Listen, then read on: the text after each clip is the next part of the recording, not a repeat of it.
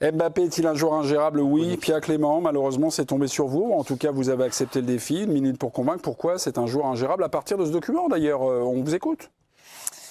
Alors, je vais commencer par dire que je suis persuadée que Kylian Mbappé n'est pas une mauvaise personne et je ne veux pas qu'on pense que c'est ce que je pense. Mais je pense qu'il a un rayonnement, enfin je sais plutôt qu'il a un rayonnement qui est envahissant, voire invasif. Et cet envahissement de l'espace, il est médiatique, il est statistique, il est tactique. Il est aussi sur le terrain du leadership, puisque dès qu'il s'agit de brassard, c'est le début de la Sgingawa quand il s'agit de Kylian. Quand on est un grand manager, pour gérer un joueur comme Kylian, ou n'importe quel joueur, il faut avoir la capacité quelque part de le manipuler mentalement, de lui faire ressentir ce que tu as besoin qu'il ressente pour être le meilleur possible sur le terrain. Kylian, il est immanipulable. Ce n'est pas possible. Il a 2 trains d'avance sur toi. Il maîtrise la parole comme de très rares personnes dans le football. Et en plus, il ressent, en tout cas, il diffuse très peu d'émotions. Il est donc très difficile à manipuler. Le seul coach qui y arrive, c'est Didier Deschamps. Au prix de quoi? Au prix d'avoir tué son fils symbolique Griezmann en lui arrachant le brassard. Donc honnêtement, en club, pas en sélection, en club, pour moi, c'est très compliqué. Attention quand même, un petit peu long. Mais j'étais à la moitié de mes arguments, mais regarde mon cahier. Oui, c'était du... Second World War, je l'avais un peu bouffé les mots, j'ai dit c'est quoi ce mot? Non, Second World War, la Seconde Guerre mondiale, parce qu'il y avait aussi un petit peu d'anglais. Convaincu ou pas? Oui. Convaincu ou pas par l'exposé de Pierre? Greg, c'est à vous. Convaincu ou pas? Non. Non? Ok. Je l'ai trouvé vraiment brillant. Mais je reste sur mes positions de départ, mais vraiment c'est bien. C'est bien. C'est trop sympa. C'est bien. Oui. Monsieur Sansfourche. c'est intéressant. C'était travaillé, c'était bien exposé, mais ça ne traduit pas mon sentiment profond. Ok, très bien. Vous, ça traduit quoi, Jo? J'ai hâte d'entendre les arguments, parce que c'est vrai. ce que dit Pia, c'est factuel, quoi.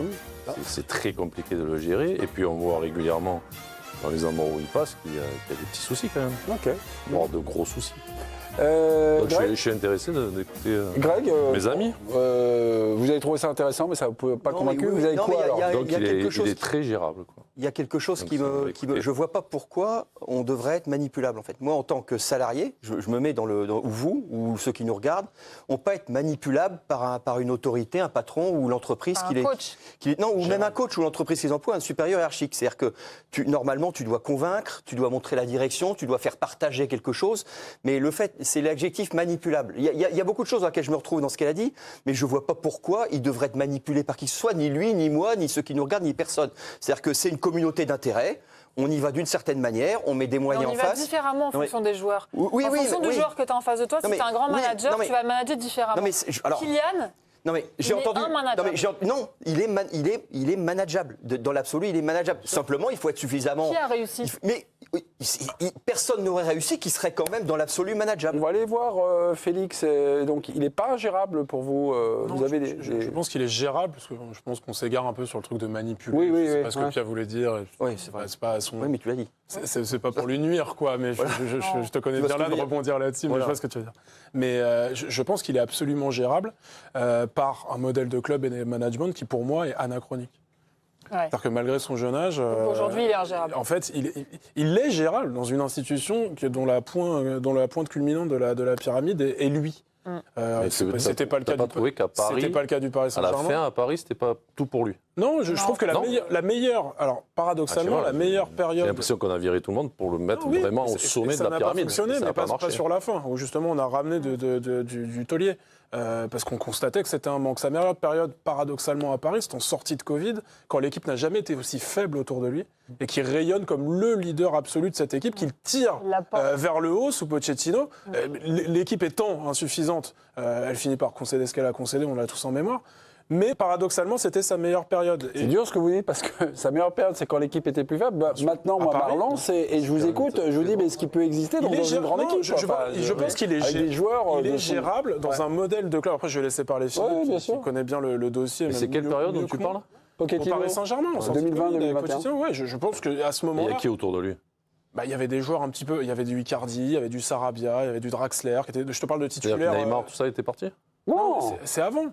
Mais je sais pas, tu vois, après Non, mais, Covid. t'as dit. Neymar, oui, Neymar était là, mais Neymar était blessé sur les secondes parties de saison tout le temps. Tu vois ce que je veux dire? Quand il a été ce visage, tu vois le match contre Il y avait Saint-Étienne. Messi aussi ou pas? Oui, Non, t'es c'est pas arrivé avant, encore. Messi. Ça avance, ça a duré 6 mois, quoi. Le match de Saint-Étienne avec ce maillot incroyable, machin, c'est Et vraiment là, le tu te symbole dis, de ce c'est pari-là. un leader, contre en fait. Saint-Étienne. Absolument. Hein. Ouais. Et je peux ajouter un truc sur Pochettino. Vas-y. Je pense que dans la carrière de Kylian, il y a un avant et un après la phase Pochettino-Galtier. Parce que sous Tourelle, son jeu évolue, sa personnalité évolue aussi. Et en fait, il s'épanouit tactiquement. Il commence à être plus au cœur du jeu. Il commence à être plus intéressant, plus collectif. Il le dit en interview.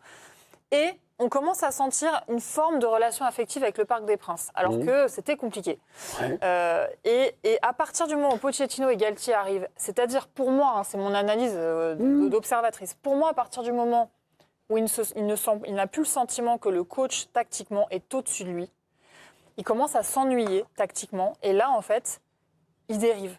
Il dérive et il n'arrive pas à se reconnecter à l'effectif, au coach, au club, quand Luis Enrique arrive. Parce qu'il est déjà trop loin, en fait. Mais Et quand il arrive au Real Madrid, pour moi, c'est pareil. J'ai l'impression que vous me parlez d'un surdoué qui s'ennuie en classe Mais et finalement qui est... complètement. ouais. Mais qu'est-ce qu'il est à part un surdoué Évidemment qu'il est un... Il y a des surdoués, il y en a eu toutes les générations dans le Et je vais vous football. dire hein. un truc, pour moi, il y a un D'accord, malentendu aucune question. originel... Pardon, Non, mais vas-y, finis. Pour moi, il y a un malentendu originel dans l'histoire de Kylian Mbappé, c'est que depuis sa petite enfance, il est persuadé, grâce à ses capacités aussi intellectuelles, il est persuadé que c'est lui qui doit écrire son histoire. Or, tu n'écris pas ton histoire tout seul. Tu écris ton histoire en la faisant croiser celle des autres. C'est Et l'erreur. Kylian, Donc c'est la faute originelle. il est obsédé par le fait de tenir les rênes de sa propre histoire et même du coup d'écrire l'histoire de l'équipe de France, d'écrire l'histoire du PSG, d'écrire l'histoire du Real. Mais en fait, tu peux pas écrire ça tout seul. Laisse aussi un peu faire les autres, laisse-les avoir leur espace, laisse-les parler, laisse-les respirer, laisse-les vivre. Donc quand tu es surdoué, tu parles d'intelligence. Ouais. Donc ça fait 10 ans, 11 ans qu'il est dans ce milieu-là. Il sait que ça ne marche pas comme ça, mais il continue à faire ça. D'accord. Donc ça, c'est une forme d'intelligence. Okay. Moi, je pense que c'est l'inverse. Mais bon. Philippe Sansfourche. Ouais. Alors pourquoi en fait, il faut être précis sur les mots. C'est-à-dire qu'il est impossible à museler. Il est immuselable, que ce soit dans son expression sur le terrain ou en dehors, dans sa façon de vouloir régulièrement prendre la parole. Il le fait.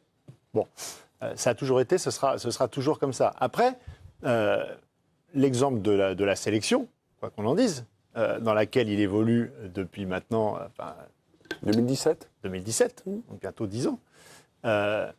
Il a pu y avoir des épisodes peut-être plus difficiles que d'autres parce que c'est une personnalité forte, mais le propre de la réussite de Didier Deschamps et de son staff depuis maintenant bientôt 14 ans, c'est d'avoir mis un cadre dans lequel tout le monde doit s'inscrire. Et en fait, il faut qu'il soit cadré, Kylian Mbappé. Il s'agit de lui laisser son espace, mais dans un cadre. Et quand l'institution, le mot qui est souvent galvaudé, mais est respecté avec des détours très fixés de manière précise et avec un patron, en l'occurrence Didier Deschamps, ça fonctionne.